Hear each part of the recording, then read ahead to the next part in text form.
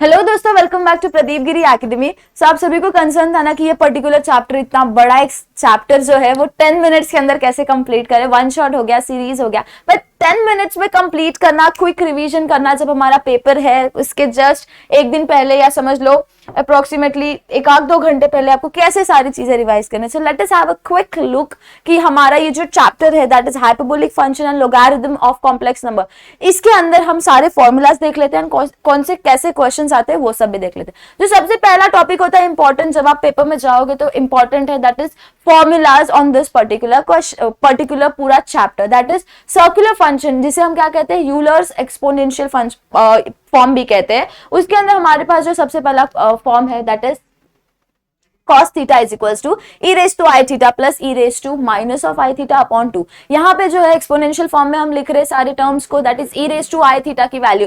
जब हम complex number start किए थे तब हमने ये सारे टर्म्स की वैल्यूज देखी थी कि माइनस के साथ क्या होती है, पॉजिटिव के साथ क्या होती है। जब हम cos को लेंगे तो हमें नीचे डिवाइड में 2 लेना होता है। जब हम साइन को लेते हैं तो ऑफकोर्स वी नो, जब हम साइन के साथ वर्क करते हैं तो वो हमारा इमेजिनरी पॉइंट ऑफ व्यू हो जाता है। तो जब हम इमेजिनरी लेते हैं तो e raised to I theta minus e raised to minus of I theta upon 2। बस यहाँ पे आपको क्या चीज पे ध्यान देना है, यहाँ पे हमारे पास क्या होता है, पॉजिटिव होता है कॉस में, और जब हम यही चीज साइन में देखते हैं तो वो नेगेटिव हो जाता है, यहाँ पे आई वाला टर्म इंट्रोड्यूस हो जाता है। इसके ऊपर आपको एज पर्टिकुलर तो क्वेश्चन नहीं पूछे जाएंगे बिकॉज ये जस्ट एक फॉर्म है। एंड जो हमारा इंपॉर्टेंट है वो होता है हाइपरबोलिक। जस्ट हाइपरबोलिक का फॉर्मूला इजीली लर्न करने के लिए हम क्या करते हैं, सर्कुलर को देखते हैं, दैट्स ऑल। जितने भी हम क्वेश्चन सॉल्व करते हैं कॉम्प्लेक्स में सर्कुलर के ऊपर बेस्ड होते हैं।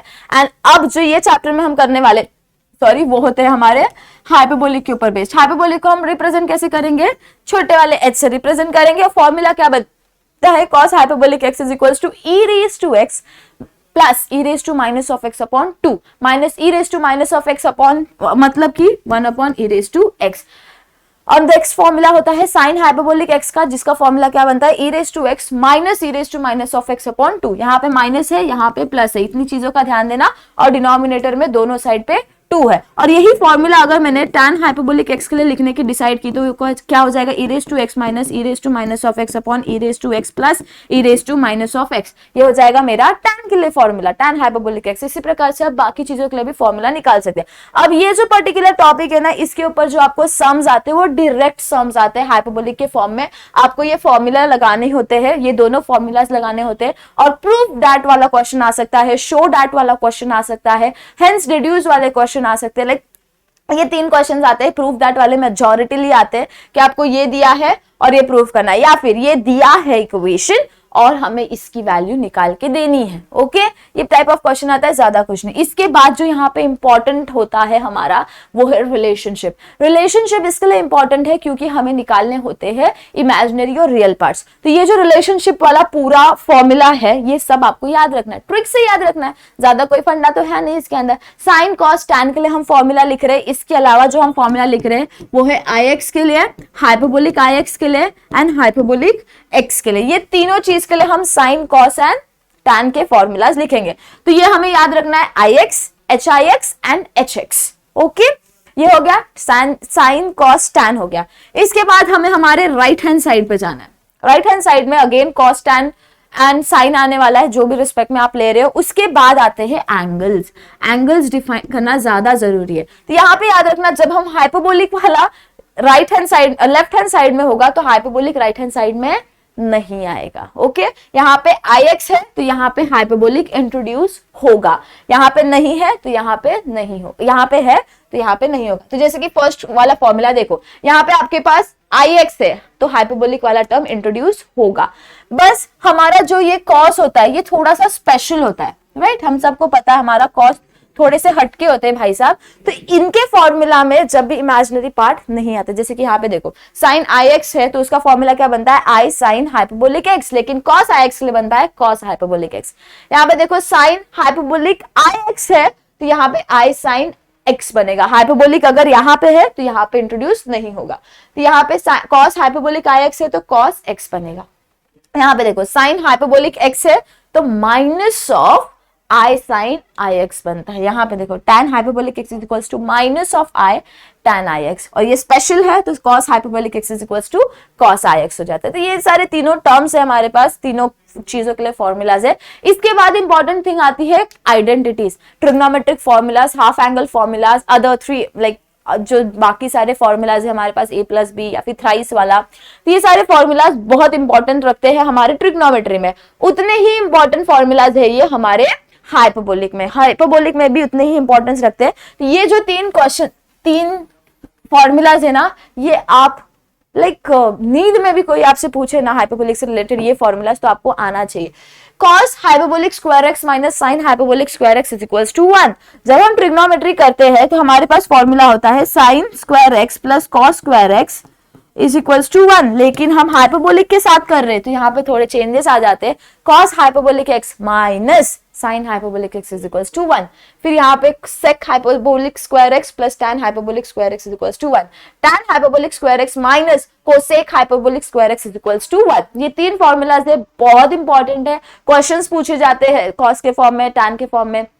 cos के बारे में पूछा होगा, tan की वैल्यू निकालनी होगी, ये सारे प्रूव दैट वाले क्वेश्चन या फिर फाइंड द वैल्यू ऑफ, ऐसे क्वेश्चंस आपको इस पर्टिकुलर चीज पे पूछे जाते हैं। इसके बाद हम आते हैं हमारे नेक्स्ट इंपॉर्टेंट टॉपिक पे, दैट इज सेपरेशन वाला पार्ट। जब आप सेपरेशन करते हो ना, यहाँ पे separation of real and imaginary part मतलब क्या, आपको क्या करना है, इमेजिनरी और रियल पार्ट को सेपरेट करना है।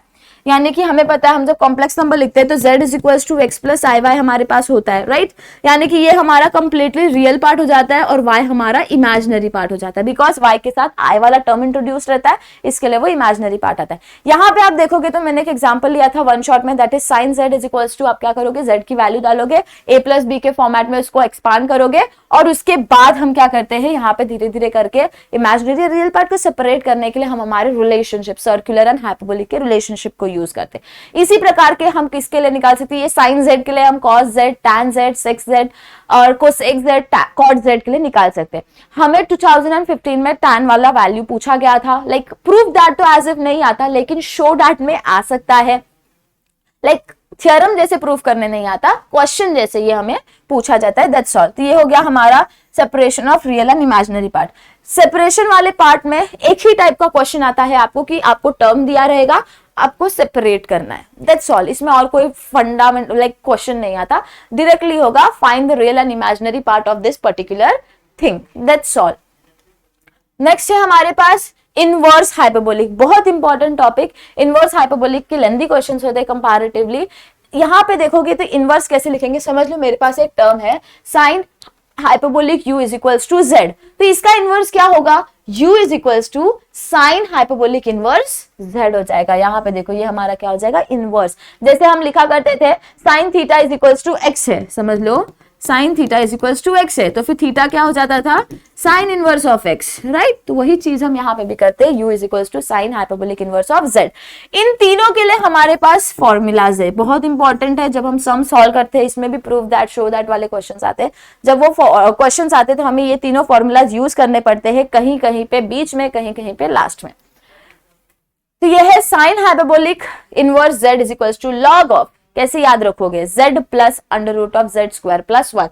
जब साइन आता है तो प्लस होता है, जब कॉस आता है तो माइनस होता है, बाकी दोनों फॉर्मूला सेम है। Cos hyperbolic inverse z is equals to log of z plus under root of z square minus 1। z की वैल्यू आप जब सॉल्व करोगे सम तो वहां पे मिलती है धीरे धीरे करके आपको।